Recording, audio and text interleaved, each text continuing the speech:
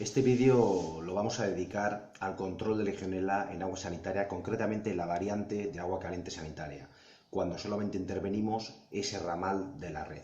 Concretamente, además, más específicamente, cuando hablamos de termoacumuladores, es decir, de tanques dedicados al calentamiento de agua. Vamos a ver, ¿qué es un termoacumulador? Básicamente es un tanque metálico que contiene agua y la calienta. Aparte de calentarla, la almacena lista para su uso, o sea, permanentemente caliente. Suelen ser aparatos aislados, calorifugados, térmicamente aislados por fuera para que no pierdan ese calor por una cuestión de eficiencia energética. ¿Qué forma tienen? Pues suelen ser cilindros verticales u horizontales. Es la forma más económica de producir, la que aguanta mejor la presión y es la que nos vamos a encontrar. Raramente nos podemos llegar a encontrar algún acumulador cuadrado muy pequeño de este tipo eléctrico, pero acumuladores de cierto tamaño ya siempre nos vamos como forma básica al cilindro, rematado por dos cúpulas generalmente si son relativamente grandes. ¿Cómo se calienta el agua en estos aparatos? Bueno, pues básicamente el termoacumulador en sí no deja de ser un tanque, no hace nada, es pasivo. Dentro de ese tanque tenemos el aparato que calienta el agua. ¿Cómo? Pues de forma interna o externa. Internamente es en los termos eléctricos, porque es una resistencia y ya está. No tiene más. La resistencia se calienta y por convección se va homogeneizando el agua. Hay cierta estratificación térmica, pero bueno, más o menos el agua se va homogeneizando y queda caliente todo el volumen. Una resistencia eléctrica metida adentro, ya está. Eso es lo que es un termoeléctrico, no tiene más. Cuando son termos más grandes que tienen que calentar volúmenes mayores o bien sujetos a un consumo de agua mucho más elevado y están perdiendo temperatura permanentemente, se utilizan termos con circuito cerrado de calderas y una caldera exterior. Es decir, al termo entran dos tubos, entran cuatro tubos. El tubo de entrada del circuito cerrado y el tubo de salida del circuito cerrado. Luego ya hablaremos de los otros tubos, que son ya los tubos de suministro de agua, el anillo de recirculación, etcétera. Pero hay unos tubos que entran en circuito cerrado, o sea, ese agua entra en el termoacumulador y no se mezcla con el agua del termoacumulador. No se mezcla. Discurre dentro del mismo en una espiral en forma de tubo, ¿vale? Es un tubo arrollado en espiral. O bien, bueno, laberinto, hay diferentes variantes que hay siempre es en espiral. Es un circuito cerrado, intercambia calor, es un agua que está muy caliente, ¿de acuerdo? Es un agua además que no puede hervir, como está presurizada dentro de los tubos, aunque la calentara por encima de 100 grados no va a hervir, generalmente está como a 90 grados, más o menos. La caldera la calienta y un circulador, una pequeña bomba, mueve ese circuito cerrado entre la caldera y el acumulador, caldera, acumulador, así permanentemente. En la caldera tiene un serpentín que está bajo la acción de una llama, da igual que sea una caldera de gas, que sea de gasoil, eso no da igual ahora mismo.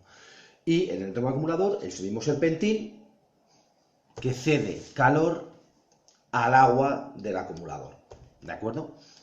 Entonces esos acumuladores ya tienen una esclusa de entrada donde entra el intercambiador de calor, pero es que no solo es esa, es que también tenemos otra esclusa de entrada para acceder nosotros, cosa que solo vamos a encontrar en acumuladores de cierto tamaño, en acumuladores grandes. En los pequeños no se pueden abrir generalmente, lo cual es un problema porque higienizarlos siempre va a ser algo incompleto porque lo vamos a hacer.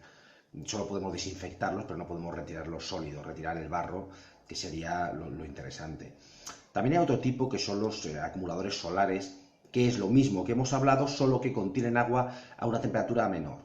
Lo que hacen es precalentar el agua. Con las placas solares para ACS conseguimos levantar el agua a lo mejor a 30, 40 grados, pero luego realmente no podemos llegar a los 50 grados que son necesarios o que son los más adecuados en agua sanitaria.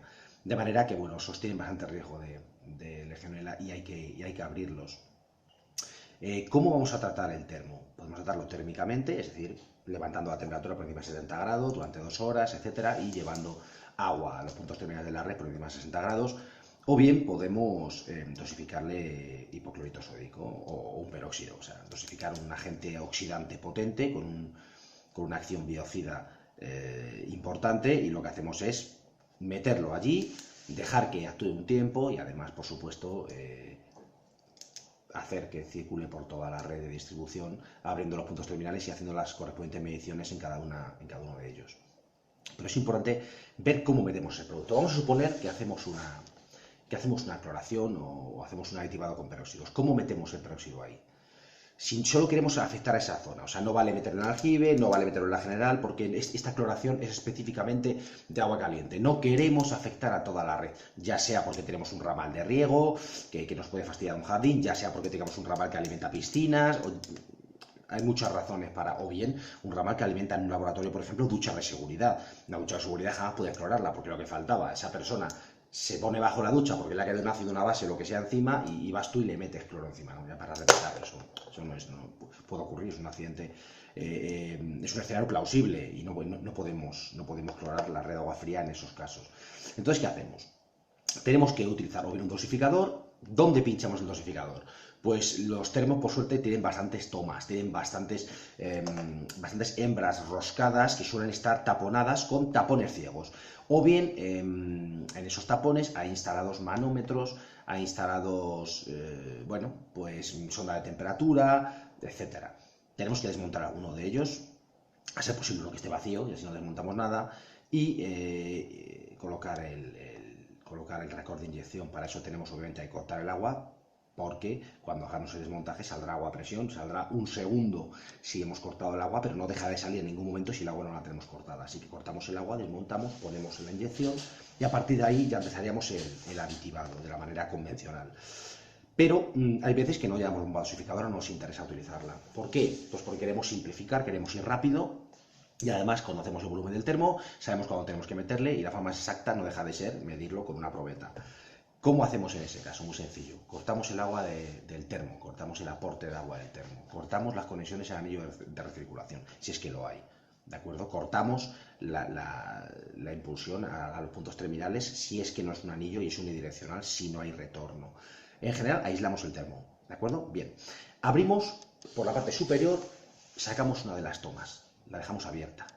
Y por la parte inferior abrimos el vaciado. ¿Por qué tenemos que abrir por arriba? Porque si no hace vacío y no se vacía. O se vacía muy poco o tarda muchísimo en vaciarse. Y aparte le entra aire por abajo y queremos que el aire entre por arriba en todo caso. De manera que lo que hacemos es abrimos arriba, abajo abrimos la llave, el agua discurre, baja un poquito y ya con ese poquito nos vale. En el momento en que esa toma de arriba está descubierta de agua, o sea, tiene aire, ya podemos con un embudo introducir desde la probeta la cantidad de cloro adecuada. A partir de ahí lo que hacemos es abrir el llenado del termo, cerramos el vacío, abrimos el llenado, sube el agua otra vez, va a llegar un momento que va a estar cerca de que llegue a nuestra toma, cerramos la toma y a partir de ahí, bueno, pues funciona, porque ya se va a homogenizar ese producto químico por difusión en el volumen del termo y así es como funcionamos. Con respecto a las desinfecciones térmicas hay que tener en cuenta un factor, y es que el agua sanitaria suele funcionar a 50-60 grados. Lo ideal sería que un termo jamás bajara de 60, que los grifos jamás bajaran de 50, pero lo habitual es que lo hagan. Si mantenemos un termo a 70 grados pueden pasar varias cosas y casi ninguna buena, porque las instalaciones con cierta antigüedad pues no aguantan bien esas dilataciones térmicas, las juntas fallan, el cáñamo se fastidia, el teflón también, hay algunas veces alguna soldadura salta en cobre, nos puede pasar muchas cosas, muchas fugas. Al fin de cuentas, todo se traduce en chisperos de fugas, o bien si es un termoeléctrico en que los dieléctricos se fastidian, porque también tienen plástico, tienen goma y tal. Conviene las térmicas evitarlas en la medida posible. Y si las hacemos, levantar por encima de 70 grados, pero no 80 o 90, o sea, 75, por ejemplo. Vamos a intentar ser un poco cabales con esto y no levantar demasiado. Es mejor. Para asegurar el poder desinfectante de lo que estamos haciendo, es mejor prolongar el tiempo que aumentar la temperatura. Cosa que, por ejemplo, no ocurre con el cloro o los peróxidos, en que podemos jugar con la concentración y con los tiempos, siempre y cuando lo bajemos de 2 horas. Pero con la cloración es preferible, si la instalación es delicada, irnos a 72 grados, dejarlo 4 horas, que no meter 80 y hacerlo en 2. ¿Por qué? Pues porque 80 grados puede provocarnos fugas y desperfectos. Con respecto a la limpieza mecánica, o sea, lo que es en aquellos termos que puedan abrirse, que son suficientemente grandes y se abren, es importante tener mucho cuidado con lo que vamos a hacer. Me explico. Los termos tienen una esclusa y hay dos tipos de esclusa. está la esclusa que cierra por fuera del termo, es decir, la tapa es más grande que el agujero, ¿de acuerdo? Se solapa y en esa solapación hay una junta, ya sea de cartón parafinado, ya sea de caucho, y nosotros apretamos todos los pernos. Eso le genera un par de apriete, y bueno, pues presiona la junta y evitamos las fugas. Eso es una tapa convencional. También hay tapas invertidas, ¿de acuerdo? Son tapas que también son más grandes que el agujero, pero no son redondas, son elípticas. Y esas tapas entran por el agujero en la posición adecuada, o sea, en una posición entran.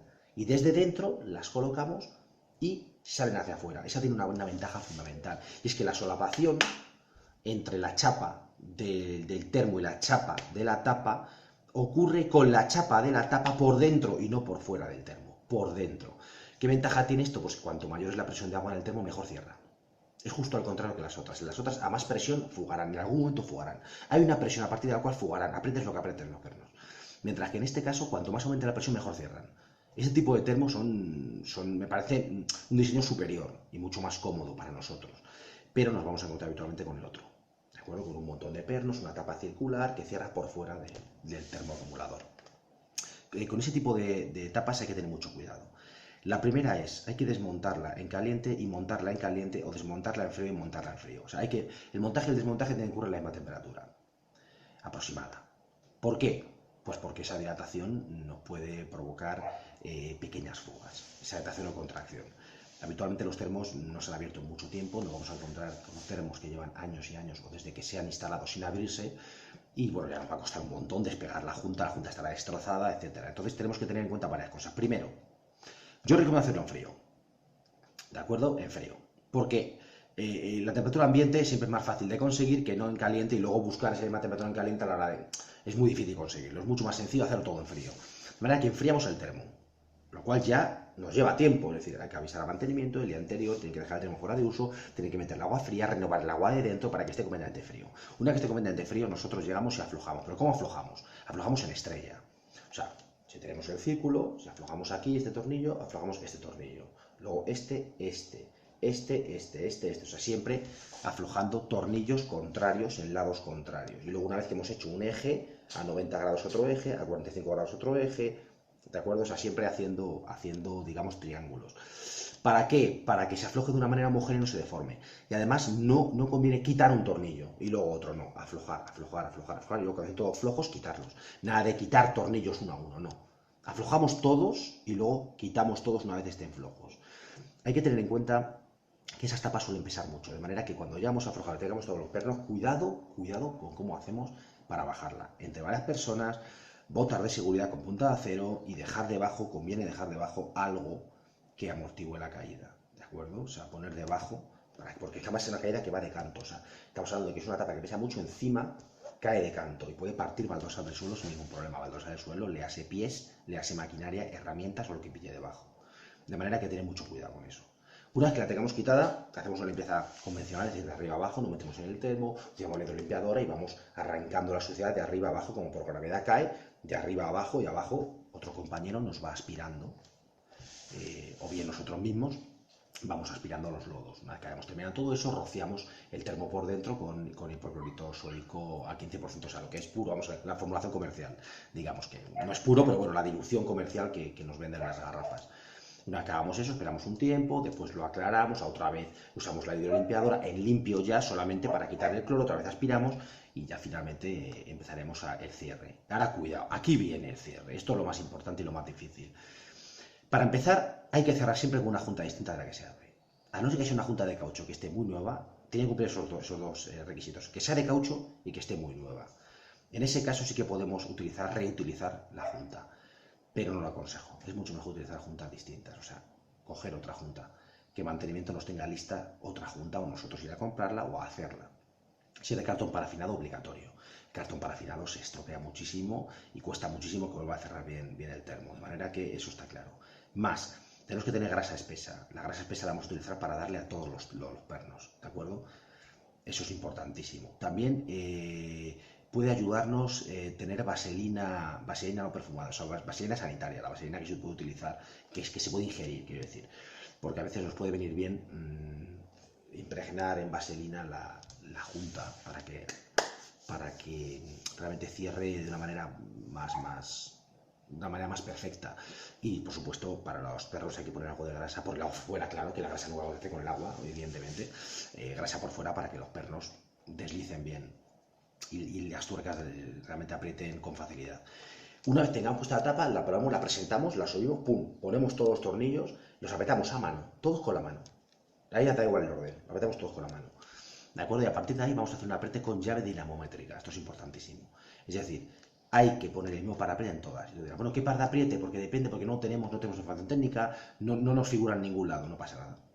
Pon un par de apriete bajo y aprieta todos en estrella, un par de apriete bajo. Llena el termo, te irá fugando. Mientras llena irás viendo si fuga. Subes un poquito el par de apriete, haces en estrella, otra vez el apriete. ¡Pum! Sigue fugando, acaba de llenar. Cuando acabe de llenar, va a llegar un momento en que la presión va a aumentar. Ahí sí que te va a fugar un poquito más. Apretamos otra vez. Par de apriete, lo subimos en la dinamométrica. Otra vez en estrella. Y así vamos a hacerlo en sucesivas series hasta que cierre perfectamente. Con el par de apriete que sea necesario. ¿De acuerdo? Y siempre de forma creciente, para apretarlo justo. No vale decir, bueno, yo aprieto a tope y seguro que no fuga. Pues a lo mejor sí fuga. Y además te puedes cagar los pernos o puedes deformar la tapa. Y como deformes la tapa, olvídate. Estamos hablando de las consecuencias negativas que puede traer cerrar la tapa de un termoacumulador apretando demasiado desde un primer momento. O sea, no tener la paciencia suficiente para hacerlo en diversas rondas con un par de apriete ascendente, con aprietes en estrella. También hemos hablado de que puede ser bastante caro la reparación de una tapa que se haya fastidiado o deformado por haberla desmontado a una temperatura y montado a otra, o bien haberla desmontado aflojando directamente tornillos en vez de aflojar poco a poco todos, o haberla montado haciendo aprietes excesivos, y más aún si hemos apretado del todo algún tornillo y otro no, es decir, si apretamos los tornillos del todo uno a uno, entonces la vamos a deformar seguro. Otra cosa que hay que tener en cuenta con termoacumuladores es que no es lo mismo que limpiar una torre. Por la parte interior son mucho más rugosas. O sea, la superficie interior del termoacumulador está llena de ampollas de óxido y eso genera una superficie muy abrasiva y muy cortante. Hay que entrar con un mono completo, hay que entrar con guantes y hay que cuidarse mucho a la hora de limpiar. ¿Por qué? Para empezar, porque suelta muchas más partículas metálicas. Un termoacumulador, por la parte interior, una vez que uno utiliza una hidrolimpiadora, conviene para empezar a utilizar la punta rotativa, o sea, la punta de la lanza de la hidrolimpiadora que sea la que tiene chorro rotativo. Que en las torres hay que utilizarla con mucho más cuidado porque la chapa es mucho más fina y a veces podemos generar fugas al quitar ampollas de óxido que estén tapando perforaciones. En un termoacumulador, como está a presión, como es una máquina que funciona no a presión atmosférica como una torre, sino presurizada, claro, tiene una pared muy gruesa, una pared que puede ser desde medio centímetro hasta 2 centímetros, es decir, estamos hablando de que podemos perfectamente utilizar una punta agresiva, la hidrolimpiadora más potente de la que dispongamos para arrancar todo el óxido de las paredes. Pero eso va a generar, primero, que nos va a proyectar de vuelta un montón de partículas metálicas a la cara, de manera que siempre hay que entrar con máscara completa, nada de máscara y luego gafas, no, máscara completa, porque nos protegemos la cara de los impactos que nos van a dar esas partículas cortantes a alta velocidad. También hay que llevar guantes porque vamos a tocar una superficie que es muy rugosa, hay que romper todas las ampollas de óxido de las paredes, etc. Es extremadamente sucio, o sea, la limpieza de un termoacumulador es sucia y muy sufrida. Si no planificamos bien el trabajo, podemos encontrarnos con un acumulador que no esté frío, en el cual vamos a entrar, vale, está vacío, pero a lo mejor las paredes están a 60 grados. Te vas a quemar cada vez que te apoyes, o vas a estar regándolo por dentro para enfriarlo, lo cual tampoco conviene regarlo, porque por la contracción luego, claro, podemos deformar incluso también el anillo donde van las tuercas de la entrada. Entonces, conviene hacer un enfriado lento, conviene esto planificarlo el día anterior y que lo tengan vacío y lo tengan frío. Es decir, que esté abierto al aire, no solo que esté vacío, sino que esté destapado. Con respecto a este tema, hay que especificar algo muy importante, y es que el precio que podemos cobrar por una limpieza de un termoacumulador depende muy mucho del grado de participación del personal de mantenimiento. Es decir, si el cliente se empeña en contener costes, lo más inteligente por nuestra parte es rebajar el presupuesto a cambio de que mantenimiento se ocupe de destapar, vaciar, tapar y llenar. ¿De acuerdo? De manera que nosotros nos encontremos el termo abierto y frío, hagamos nuestra limpieza, nuestra desinfección, hagamos, bueno, pues todo el protocolo y nos marchemos. Porque realmente no podemos sacar nada bueno de destaparlo y de taparlo, más allá de que si lo hacemos perfecto, que quede como estaba. O sea, si lo hacemos perfecto, nadie nos va a reconocer el mérito. Y si fallamos, nos va a traer muchas complicaciones porque vamos a perder mucho tiempo cerrándolo o yendo a por una junta que no hayamos traído, etcétera. De manera que es importante que mantenimiento participe en la coordinación de este tipo de trabajos.